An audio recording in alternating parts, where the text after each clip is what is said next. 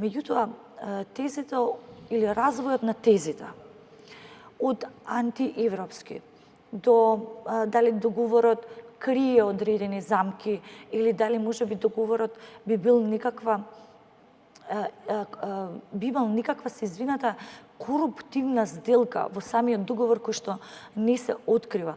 На крај да се сведат на техникали. Буди сомнежи за евентуална коруптивна сделка. Замислете, баш заради тоа го слушав вчера делот онаа дебата, ја слушнав во собранието, каде што, да кажеме, опозицијата токму во таа насока критикуваше дека бидејќи нема достапност до детални информации од што предвидува самиот договор, да кажеме, кои се правилата, да кажеме, на игра на публикувањето на парите, како ќе се финансира сето тоа, кои компании, што, како ќе ја прави изградбата пред се за овие инфраструктурни големи проекти, остава сомнеж дека би можело нешто да е коруптивно.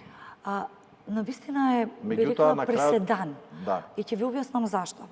Прво, заради тезата која што ви ја наведов, заради тоа што Британија не склучува договор каде што вие ќе имате средина во која што ќе имате коруптивно однесување.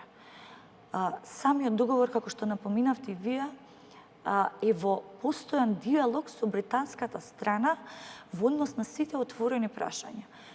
Подеднакво има евалуација, надзор и мониторинг од британска експертиза. Тоа сакав да прашам, зашто тие би биле вклучени, да кажеме, во директниот мониторинг, да кажеме, во изборот, не знам, евентуален за изборот на фирмите, компаниите кои што ги изведуваат овие големи проекти. Бидејќи се големи, брза железница, транспортен дош, коридорот 10, реконструкција на болници во Штип, Кичево и така натаму, универзитетски болници во Скопје, болници во Куманово, во регионот, Тетово, Гостивар.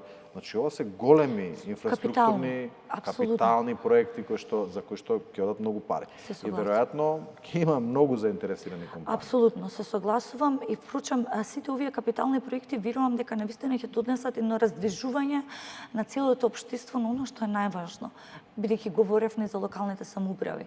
Ќе опфатат, верувајте, сериозна, би рекла, реставрирање на целата локална економија, меѓутоа и на целата национална економија.